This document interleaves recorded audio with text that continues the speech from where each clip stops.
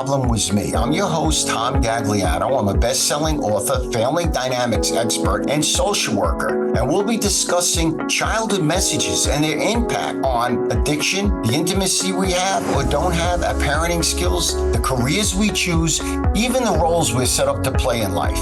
Do you put other people's needs ahead of your own? Do you have a hard time sharing your feelings? Do you feel invisible? Do you have a hard time saying no to others? Do you have an inner voice screaming for help, but yet you're so afraid of allowing others to hear this voice? Well, you've come to the right show. I'll be touching upon these issues and much more from my personal and professional experiences to help you end the negative self-talk and take your life to a new level. The Problem Was Me starts now. Welcome to another segment of The Problem Was Me with me, your host, Tom Gagliano. So today we're going to talk about gambling disorders, especially we're getting near the Super Bowl. And the Super Bowl is a great time for many of us. It's an event. But how many of us are going to wake up the next day gambling money that we don't have, hurting those we love, ourselves? Many of us. Gambling has become too easy. Now, we're going to also talk about other addictive disorders. Because at the end of the day, whatever addictive disorder you have, those are just symptoms. It's not the problem. The problem is the brokenness inside. So let's begin. What makes addiction so strong it becomes like oxygen to the person, where we just forget the harm it causes ourselves, those we love, and all others? What makes it so strong?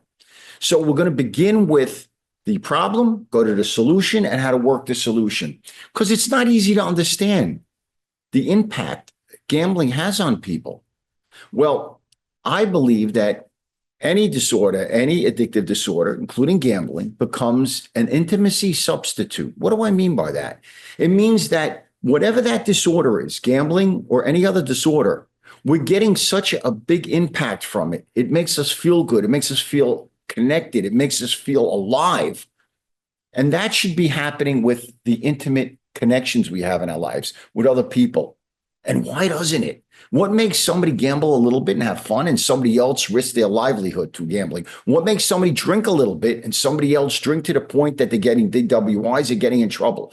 What makes people watch porn to the point that they're not around their family, friends, or anybody else because it's an addictive? What does that? That's what we're going to talk about in this podcast. So again, I believe that everything begins at home early on. If I am nurtured in a right way, if I feel like I'm really, like I really matter, I don't need something else to make me whole. I don't need something else to lift me up, to make me excited. But if I develop a void in my childhood, all my podcasts, go to all of them, they're all about childhood messages, a hole develops. Doesn't go away. When I get older, I look for something to fill that hole.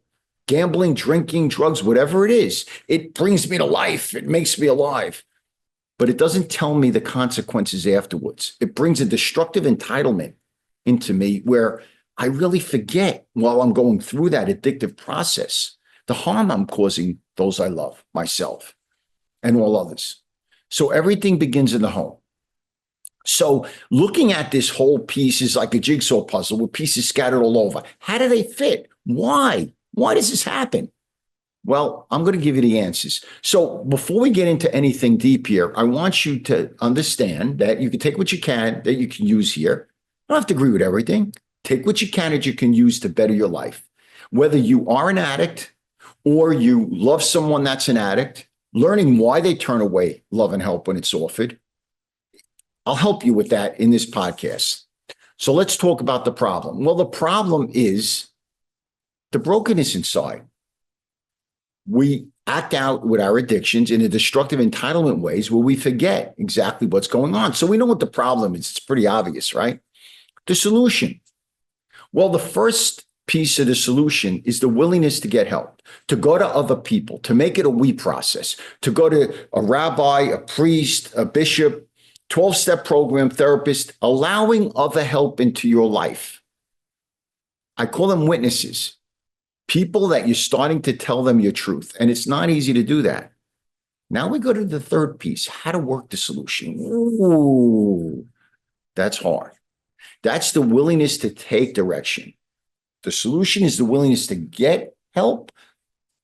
Third piece is a willingness to take direction. Very hard, especially for recovering addicts like myself. I didn't want to let anybody else tell me what to do because I was afraid they were going to hurt me. In childhood, I never trusted anybody. And now I'm an adult, I'm a recovering addict, and you're telling me to trust other people? No way. I want to be in control of the process, and that's my problem. I can't be in control of the recovery process. It's not going to work. My best thinking never got me sober, never helped. So I cannot be in control of the process, which means the willingness in the third piece, how to work the solution, the willingness to take direction, do things I don't want to do things I don't feel like doing, do things I don't trust, but still doing those things, getting my feet to the places I need to get to, even when my head is telling me don't go there because you're going to get hurt. Don't trust people. So again, the problem, I have this disorder. The solution, we process, I got to get help. And 3, how to work the solution, taking direction. I tell my clients all the time when they come to me, are you willing to take direction? Now, let me tell you a little bit about my groups, why I know the addiction's not the problem. Because when I have my groups come in, I run 3 groups a week and we start to work on what their addiction is. If they're not healing that brokenness inside, they'll switch seats on a Titanic. They'll go from gambling to maybe drinking, to maybe pornography, to maybe drugs, to maybe eating. Because we're not dealing with what's really wrong. It's the brokenness inside, not the addiction. That's the symptom. So again, working on what's broken inside, that's what we do in my groups and in my individual and even sessions, and even with the couples. That's what we do. So we have to work on what is broken inside. That's really important. So where do I come with all this information from you? Well, from 3 places. Number 1, I've been in the 12-step programs for many years, and I had tremendous messages given to me from other recovering addicts that I'm a compulsive gambler, I have other addictions, that I handed to other people. Those messages are priceless. You won't get them anywhere else, but from the people that have lived through this, some of them for half a century. That's one piece. Number 2, from overcoming my own shortcomings, what I had to do to finally free myself from the power of addiction and find peace and serenity in my life. And number 3, what I learned from my master's degree in social work in Rutgers. An author named Erickson really hit it in the head. He said, children are egocentric. What does that mean? It means the world revolves around them. We don't want nothing more as children, but to know that we're important to our parents. Here's the key. If a child feels like they're not important to their parents, they won't stop loving their parents. They'll stop loving themselves. Let me give you an example. My father was never around. He was a drinker, alcoholic, a gambler, all over the place. I never at a young age, at 7, 8, 9 years old, said, gee, my father needs a 12-step program. You know what I said? I said something's wrong with me and my father would want to be around me. That's the biggest message I got when I went in my master's degree from this author named Erickson. And I became fragmented like all addicts, split into 2. I showed the world one part of me. I wore a great mask. I was a moneymaker. I did all these things. But inside, I felt defective, not good enough. Sabotaged the intimacy I had, everything in my life. You know, addicts come in all different colors, religions, shapes, sizes, rich, poor. We're all the same on the in the inside. We all feel broken inside. That's why we're going to an addiction to fill that hole. All different from the outside. So this is what I learned putting all these pieces together, college, master's degree in social work, and what others told me and my own overcoming my own shortcomings. I put this all together, and all of a sudden, the jigsaw puzzle started to fit, started to make sense, started to make sense. You know, addiction's like dynamite. A fuse gets lit. Once the fuse is lit, it's heading towards the dynamite. What I teach my clients is to put the fuse out immediately. Because if it gets too close, you're going to eliminate your witnesses and you're going to go back to your addiction. What starts that fuse? Well, I could tell you a couple of things. One is the inability to regulate your discomfort. I never learned that as a kid. My version of intimacy I saw from my mom and dad were destructive. My dad would run away to addictions. My mom would shut out, that scream and yell. I didn't know how to regulate my discomforts. That was a version of intimacy I viewed. And the other piece is I never knew how to regulate conflict. Conflict meant the world was going to end. So at a young age, I needed something else to go to, another coping mechanism, and I found addictions. So we talk about in my groups and individual sessions how to regulate discomfort like an adult. Because if I didn't learn at 8, 9 years old, 10, 11, 12 to do that, I'm still not going to know. My parents couldn't give me what they didn't have. So I'm still not going to know how to do that. And I stunted my growth at that age emotionally, never learning how to do this thing called emotional intimacy with people. I stopped trusting people. As you heard in the promo, I had a voice that was screaming for help, but I dare not let anybody hear that voice because I feared I was going to be judged and put down as I was as a child. Now, as I was going through a young age of gambling, I realized a couple of things. My father would take me and my brothers to the track, and when he won, he'd give us $1. Boy, did I feel good. I felt like I was a part of him. We had a connection. And when he would win a football game on Sunday, watching TV, he gave us all $1 again. I had a connection with him, which is what I always wanted. So it's not surprising that one of my addictions became gambling because I time traveled. I had that feel good with him. It made me feel a part of instead of apart from. And when I started to go to meetings, when I started to do the 12-step programs, I used to run out early, not stay. I didn't trust anybody. If my parents let me down, who am I going to trust when I got older? I needed to be in control of the process. You know, I remember I was in my 20s, I had cancer. I developed cancer and I had to go for treatment. And my father would take me to treatment. They were divorced at that time. And that was the first time my father really showed emotional empathy to me. When he would take me for treatments, he was sad. He was like so distraught that this discomfort I went through when I went for treatments. You know, a crazy thing? There's a part of me that feels actually good, even in my discomfort, because my father cared about me. He showed me emotions. He made me feel like I was enough. I was good enough. As crazy as it sounds, and I know it'll sound crazy to those that can't picture this, but I time traveled forward at that time. And sometimes when I get sick, whatever, I think about that time and I get a warm feeling. I know it sounds crazy. I can't figure it out either, but it is what it is. It's feelings. They're not right or wrong. It's how I feel. So that connection early on is so important. Connecting with our higher powers as children will change the course of our life. Believe me, it will.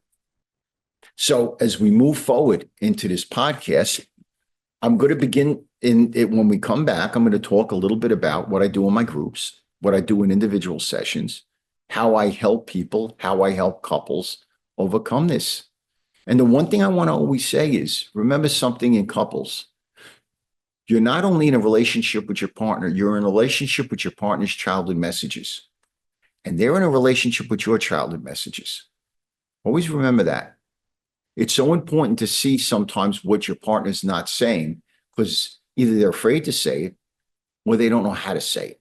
And this is what we work out in sessions, in couple sessions, to be able to say what we mean what we say. So many times I'll say something and my spouse may not hear what I say. They may hear something totally different, two different filters.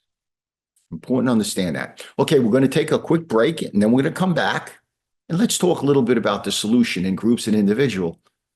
And not only how to stop your addiction, but how to stay stopped. Big difference.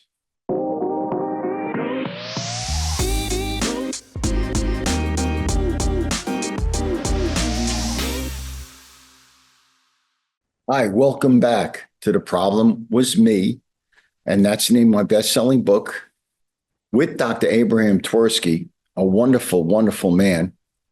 And let's begin to talk about the solution. So let's go back 1 minute and talk about the problem, solution, how to work the solution. The problem is the gambling disorder or any addictive disorder. That's the problem. But underneath that problem, that symptom, is a brokenness inside. If we don't heal that, there's a good shot we're going to switch seats into Titanic and go to other addictions. The solution is getting help. The we process, finding other people that you trust, witnesses, I call them, that you could talk about your addiction to, you could bring into your addiction. And they could be 12 steps, therapist, they could be bishop, rabbi, priest, whoever it is you can. And the toughest part of this whole piece is the third piece, how to work the solution. That's taking direction. That's doing what you're told to do, even when you don't want to. Getting your feet to meetings, even when you don't want to. Getting your feet to therapists and talking about your feelings, even when you don't want to. That is tough. That's the third piece. Willingness to take direction. So now we'll move into my groups. My groups are very powerful.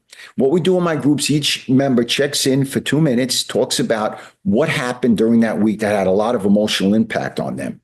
Whatever that is, could be their wife, their kids, their parents, and are they staying sober? Of course.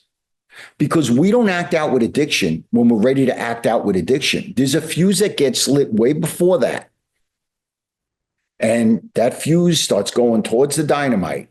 And the dynamite goes off when we're acting out with addiction. But before that, when the fuse is lit, we want to talk about what is happening in our life that we're not regulating. What uncomfortable feelings are we having in conversations with our wife, spouse, parents, whatever. What conflict aren't we resolving like a healthy adult? That's what lights the fuse. So in my groups, we try to get to that. We'll role play sometimes, where one person might play the role of their spouse and the others play the role of them having to build intimate conversations, having to know what validation is, empathy is, sharing your feelings, even when you feel like you don't deserve to.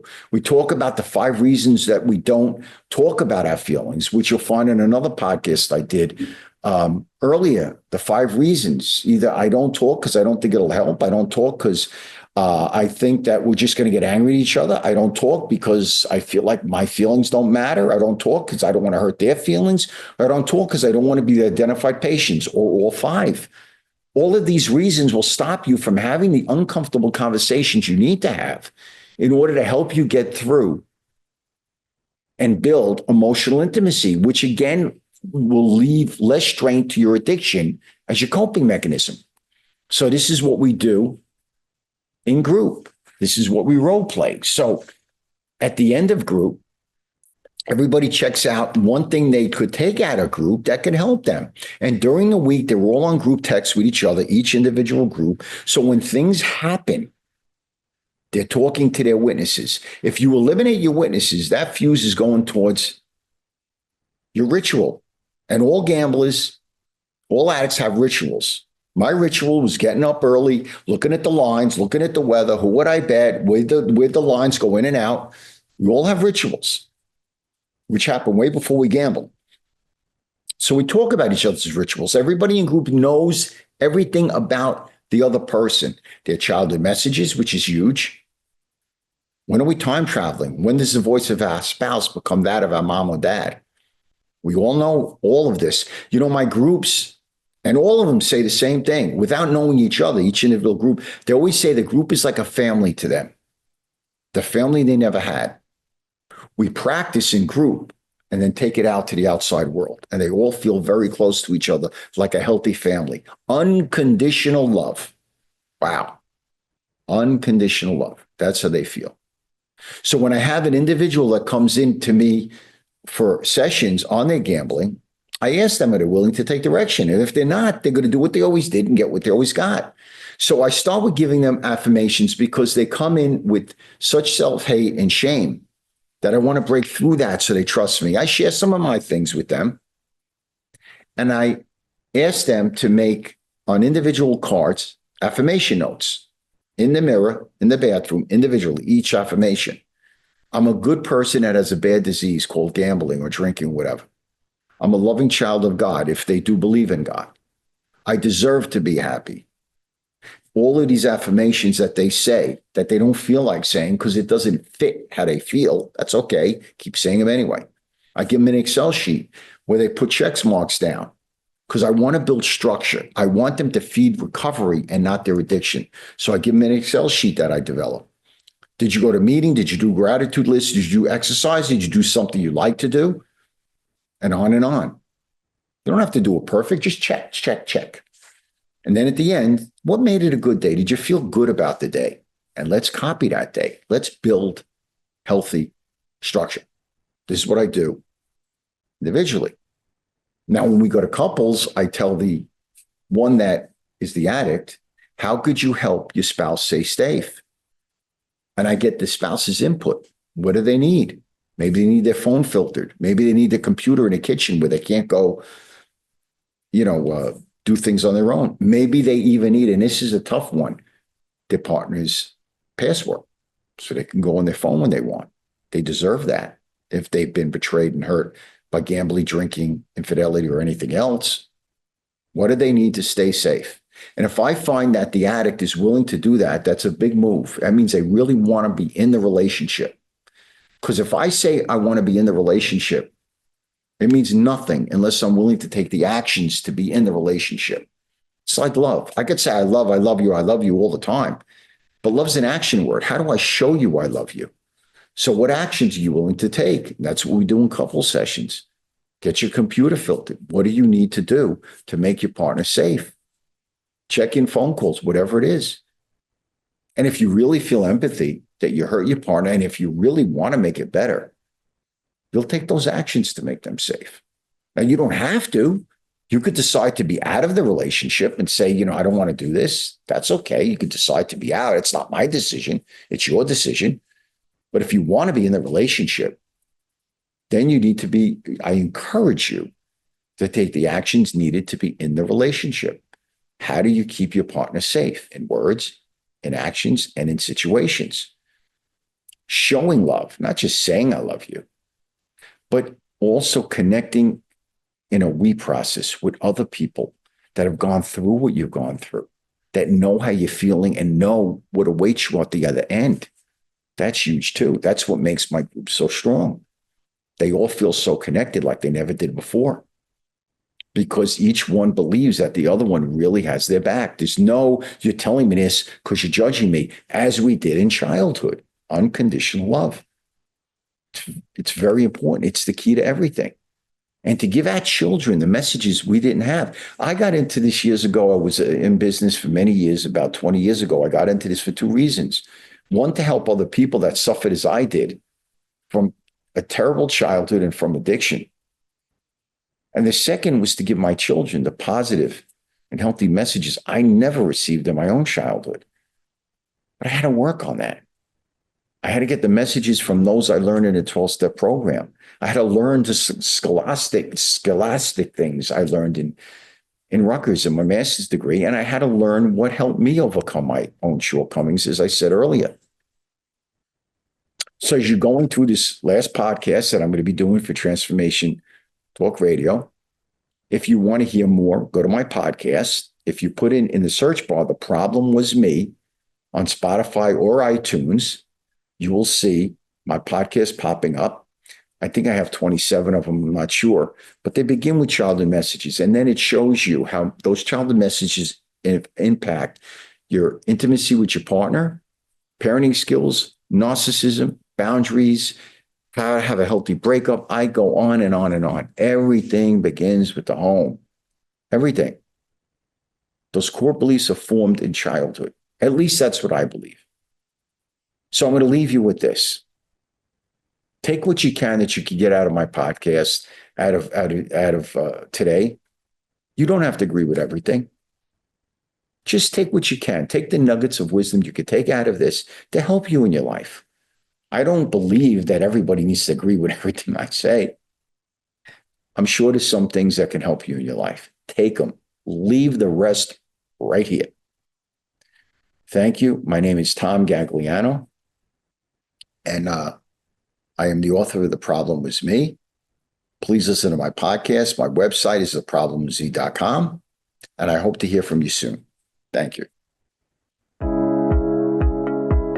You've been listening to The Problem Was Me with me, the host, Tom Gagliano. Tune in every first and third Tuesday at 10 a.m. Pacific time on the Transformation Talk Radio as I help you break the cycle of negative and addictive thinking affecting the emotional intimacy you have, your parenting skills, the careers you choose, even the roles you were set up to play. As a high-profile leader in addiction and self-help, I've helped develop unique methods and procedures which have helped numerous institutions and individuals. For more information on how I can assist you creating a healthier life, visit theproblemwasme.com.